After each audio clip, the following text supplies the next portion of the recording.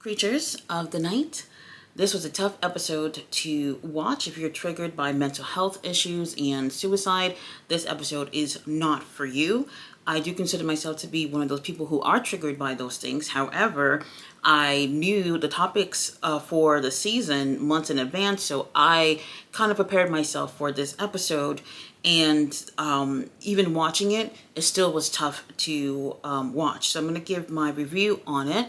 I'm going to put a timestamp here if anybody wants to skip, but I'm going to be transparent for a moment. Watching this episode did bring me back to a really dark place in my life. However, it also reminded me of why I do these reviews to begin with. I did my first review years back, I think 2021 or something like that. It was Dark Side of the Ring, Season 3, Episode 1, Part 1 of the Brian Pillman episode. And at this time in my life, I was in this, I can't even say darkness. I don't have the word to describe where I was mentally. But somehow, some way, I found myself infatuated with professional wrestling in a way that I've never felt before. I've been a lifelong fan, but this time around I was going through something, and somehow that would help me feel better. Even if I was watching just one match, or if I was watching a 2-hour show or a 3-hour Monday Night Raw, for whatever reason, I felt somewhat human during that time. And whenever I wasn't watching wrestling, I just felt like, why am I here? Long story short, I tried to tell my friends and family, my partner, hey, I finally found something that makes me feel better. Can I talk to you about it? And they said no. No one cared to listen to the one thing that made me happy during that time. And when I tried to talk to my partner about the Brian Pillman episode, he said, I don't care. And he walked away. And I felt really depressed, but I sat in front of a camera and told myself that if I talked about this in front of a camera, posted on YouTube, somebody is going to watch and someone is going to appreciate what I have to say. And that happened. Here I am, years later, talking about professional wrestling. The one comment I get over and over is, how are you so consistent with talking about wrestling and not getting a burnout from doing it? I'll tell you why. Because professional wrestling has saved my life. And I honestly don't know if I would literally be sitting right here or anywhere if I didn't have it. And it's therapeutic for me. Doing these reviews is therapeutic for me. I don't care if 2 people watch the video. I don't care if 2,000 people watch the video. This makes me feel better. And this is my way of self-medicating. Do I see a doctor regularly? Yes, I do. Do I take prescription medication for my depression and for my insomnia? No. But my doctor offers, and I said, you know what?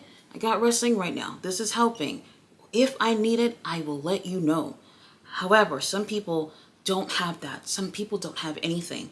And if you are one of those people who feel like you have nothing, no one, I promise you that if you try just one time, at least one time, you can find resources to help you get through what you're going through. And I found that with professional wrestling. That might not work for you, but try before you come up with any other option. Because I've been there too, where I thought that was the only way. It's just to not be around anymore. And I promise you, there's other ways to go about the mental health struggles that you may be experiencing right now. With that being said, let's talk about the Scream Queen, Daffney. So for this episode, we do have the family and friends of Daffney on this episode. We have Mick Foley, we have Crowbar also on this episode, and they're talking about Daffney's career and her mental health struggles. Now, Daffney, she did debut in 1999 in WCW. And I'll tell you, Daffney was one of the few wrestlers that I resonated with because she gave that goth energy. Like when I saw her, I was like, oh my God, that's me. That is so me. And a lot of people who watch wrestling, they kind of look at these characters and try to find something to relate about. And I related with her with that. This is around the time in 1989 where you have the Stacy Keeblers and the Sables and the Debras and the Sunnies, and you finally have something different. You have this alternative that people felt gravitated towards. Now, she was brought over to be the stalker of David Flair, and she ends up helping, kind of helping David getting his ass killed by DDP one particular night, and they liked her. It was supposed to be like a 1 or 2 time gig type of situation, but they kept bringing her on. Now, what people probably didn't know was that she had an athletic background. She's always been athletic her entire life, doing dance and doing sports, so it was kind of easy to train her to do certain things in the ring, which led her to become a professional wrestler, even getting her the Cruiserweight Championship. She's one of the 2 ladies in WCW to ever hold that title, so it did come with some accomplishments there. Now, in 2001, you guys know the deal. WWF goes on to buy WCW. And yes, there are people who they were interested in bringing on over to WWF. And then there were some people not really. She wanted to cross over and continue a professional wrestling career, especially knowing WWF has a broader audience. And she'll be able to get more people to experience Daffney. However, she ended up signing a developmental deal with them for 9 months, and she wasn't moving up. She felt like she had what it takes to be on the main card, but it wasn't going anywhere. And after that 9 months, and also experiencing going through a divorce during that time, she decided that she just didn't want to do this anymore. And she said that she spent, because during this episode they're actually playing some audio from some interviews that she's done in the past, so you get to hear her thoughts on certain things that happened in her life. So she had 3 months where she slept for only an hour a day, if that, and she ended up developing a stuttering issue from experiencing that. She spoke to her family about what she was going through, and they ended up taking her to see a doctor, and she was later diagnosed with bipolar disorder. Now she was prescribed medication, and the issue was that she was not consistently taking the medication. They would give her side effects that she didn't like, and she thought that maybe if I take it a little bit, then it wouldn't be so bad. And if maybe she had took it consistently, then she would have probably been able to have a better state of mind. But unfortunately, due to the side effects that she was experiencing, she was not consistent. Her family would talk about some manic episodes that she had, including one particular manic episode she had in a car where her brother was rushing her over to a hospital, and she kept trying to jump out the car as he's driving, and he's trying to get her to calm down. But when you are having that those type of episodes, I don't want to say there's nothing that you can do, but it's hard to be able to comfort someone in that moment. Now, in 2003, she ends up becoming a indie wrestler, and she's going from independent promotion to promotions and traveling. It's a bit of a difference from her time in WCW, but her family felt like during this time she had a little bit more control with her mental health. And she also went to Shimmer. I liked how they showed the clips from Shimmer, and I was just like, it just brought me back from seeing some of those pictures and those clips from Shimmer. And this was a good place for her. This was obviously a women's promotion where she was able to have a sisterhood with other women. So at this time, her friends and family felt like she was doing better in terms of her bipolar diagnosis. Now, she also ends up dating a wrestler named Caleb Conley. They dated for 4 years. They worked with each other. And he even says that she has led him to get opportunities that he would not have had if she didn't push and encourage him to be able to pursue better things within his professional wrestling career. However, with that being said, she still has bipolar disorder, and as much as he loved her, it was difficult for him to be able to deal with that type of diagnosis. And I know a lot of people who are in relationships with people who have mental health struggles, and they kind of feel like, I can fix that. Oh, I love them, so I can work through it. And you never truly know until you're in that situation what you can offer. And then you realize that as much as I love this person, I cannot fix them. And unfortunately, after 4 years, they end up parting ways as romantic partners, but they remained friends until she passed away. So now she gets a phone call from TNA. They bring her as this parody character of Sarah Palin. I don't know if I even remember that, but like if you go back and look at those clips, she does look different. She has like the glasses, the makeup, the hair is different from the typical Daffney. Some people did not recognize who she was in terms of the fans, so they didn't know that it was her. She was the governor. I don't know if you guys remember that, but the story went where she had like went to a mental institution, and then Dr. Stevie Richards went to go get her, and she returned to the wrestling world as Daffney. With that being said, TNA did not treat her well in her time in that company. She had suffered several injuries under her time in TNA. One of those times being in the Monsters Ball match where she was chokeslammed onto a table with barbed wire. And when she's thrown off, here's the thing, you don't get a good shot of it. Like if you go back and you look at it, initially you can't see the actual spot of her falling and hitting her head directly on the ground, but she does hit her target, but unfortunately her head hits the ground. This not only causes her to break her arm, but she also suffered from concussions, major head trauma from that. This is someone who's already dealing with bipolar disorder. Having a major head trauma obviously did not make things better for her diagnosis. So as usual, as per wrestlers do, when they're told not to get back in the ring, they do it anyway. She's told by her doctors not to get back into the ring. They don't think this would be a safe choice for her because of the head trauma, but she goes on over anyway. TNA accepts her, and she gets back into the ring.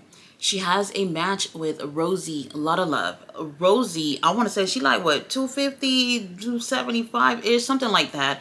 Where in this match she ends up, how can I say, what can I describe this move to be? She pretty much sits on her chest, like she throws herself down onto her chest, and you can see like that shit looked like it hurt. Like she probably could have broke all of her ribs, and unfortunately she ends up suffering from a concussion again.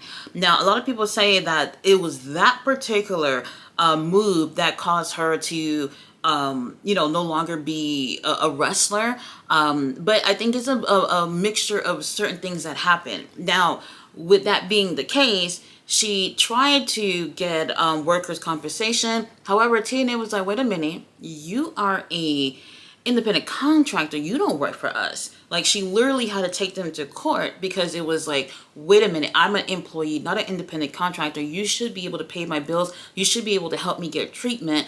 I was injured under your employment. She did get somewhat of a settlement from that, but nothing really worthwhile. And unfortunately, situations like that have had to happen in order for there to be these policies in place in terms of what these companies can do in terms of if they have wrestlers employed for them or if they are independent contractors, how they will help or if they will help when it comes to injuries and medical bills. Now, unfortunately, she has a slow recovery, and this causes her to fall even deeper into depression. She is suffering from the after effects of these concussions, and with her dealing with the bipolar disorder, she's not doing well mentally. So she decides to, talk to her family, and they decided together that, hey, you know what? The wrestling, we should not be doing that anymore. We can still partake within the wrestling world, but she doesn't have to be in the ring physically. So in 2011, she retires, and she decides to become a producer for Shine. She even does meet and greets and does things so that she can be able to still participate within wrestling and meeting with fans and being part of professional wrestling, but not being physical. She also was a referee for a time, and she had trouble doing that with the head trauma and the concussions that she's faced. sometimes while she's refereeing, she could not even remember where she was or what she was doing, and she could not focus on doing that. Now, it got to the point where she talked to her friends and family and she was like, look, I've been looking up about the CTE thing.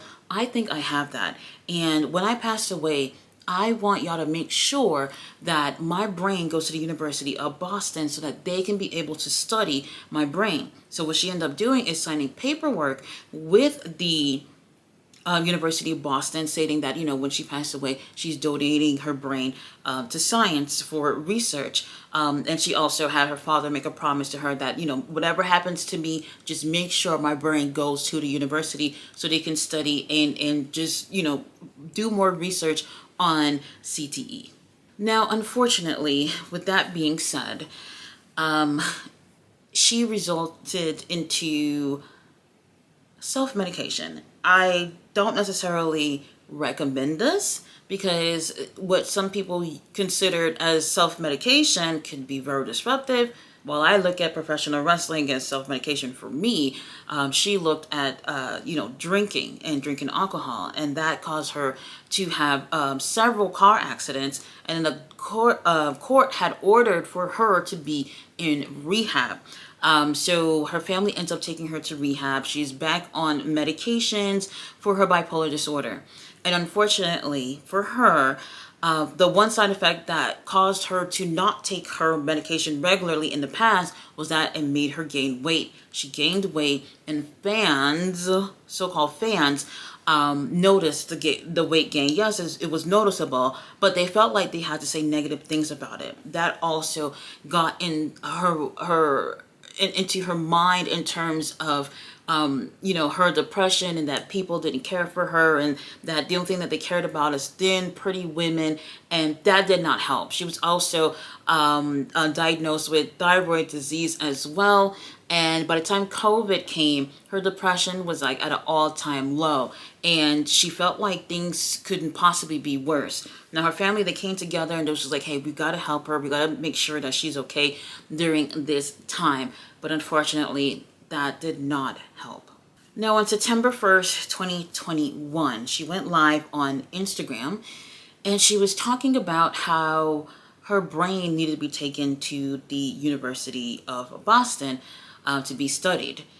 She was talking about how she just wasn't feeling well, and she was apologizing to people on the live stream. Like, people are joining the live stream and they're talking to her, they're calling her, they're sending police, and the family's driving over. They're trying to get her from doing what they think she's going to do based off what she's talking. Basically, kind of reading a suicide note over on a live stream. Apparently, she had a gun, and I don't know if it was visible in the video because I've only seen like a picture from the live, but not the actual video. So apparently she had a gun. I think some people might have noticed, and this is where they end up calling the fire department, and police went over, and the family got there first. Fire department comes into the home, and they discover her body in the room. She had passed away from a self-inflicted gunshot wound. Her family obviously devastated. Everyone is devastated. Imagine seeing someone on a live stream, knowing or at least thinking that this is what they're going to do, and kind of feeling helpless and not be able to do anything. And those who obviously watched that live stream, all they had to do was just wait to hear if this is something that she was able to make it through, or if she passed away. And unfortunately, they end up finding out that she had passed away. So as promised, her father did make sure that her brain did go to the University of Boston, where they did confirm that she had CTE. She was the first to donate her brain for research for CTE, the first woman. And what was so interesting about this was, I kind of wish they talked a little bit more about the results. I wish they would have had like someone from the University of Boston to talk about it, because I wonder how someone with bipolar disorder and someone who also has CTE from obviously these concussions, how that would differ in terms of the results. So I wish they went in a little bit more into that, but they didn't. At the end of the episode, everyone was saying nothing but positive things about her. It didn't seem like no one had a single negative things to say about her. I know her daughter did not participate In this episode, she just, I guess she didn't want to, but I think that if she does end up watching this episode, that she probably wouldn't see that her mother was exploited or anything in terms of them talking about her. I think they did this episode beautifully. One of the things that stood out was at the end of the episode, they talked about how she strung up a friendship with a young girl named Vicky Lyons, who was on a episode of a show called Forensic Files. Like, you guys probably seen that. She was when she was a child, she was involved in a hit and run accident where she was disfigured and disabled from that accident. She loved professional wrestling and she wanted to be a wrestler. And Daffney granted her, I guess you could say, a wish by not just becoming somewhat of friends with her, but getting into a ring and having a match with her. That match is on YouTube if anybody want to check it out. She does a wonderful job with putting over Vicky and even letting her take the win in that match, and just having someone with a disability just have a moment to just feel like everyone else and live out their dream. That is the perfect representation on how people looked at Daffney as a person, Shannon, as a person who cared a lot for people. Despite her going through her own struggles, she tried her best to make other people feel good. And watching this episode, I do think they did a great job with talking about her life and her accomplishments. And if anyone is looking for any type of help with any mental struggles that they might be going through, please seek help in trying to get better with those issues. For next week, we do have our last episode of the season, which is on Mohammed Hassan. That's going to be a really interesting episode. I can't wait to hear what they have to say about that. Can't believe there's only one more episode left of the season. I think this has been a great season. If you have not seen Dark Side of the Ring this season or any of the seasons, look online. There are plenty of different options in terms of how to watch these episodes. But for season 6, it is available on Vice TV, and you can check it out the next day on Hulu for these new episodes. You guys, thank you so much for watching my videos, and thank you so much for being part of the reason why I am happy and I can talk about my favorite thing in the world, which is professional wrestling. See you guys on the next one. Bye.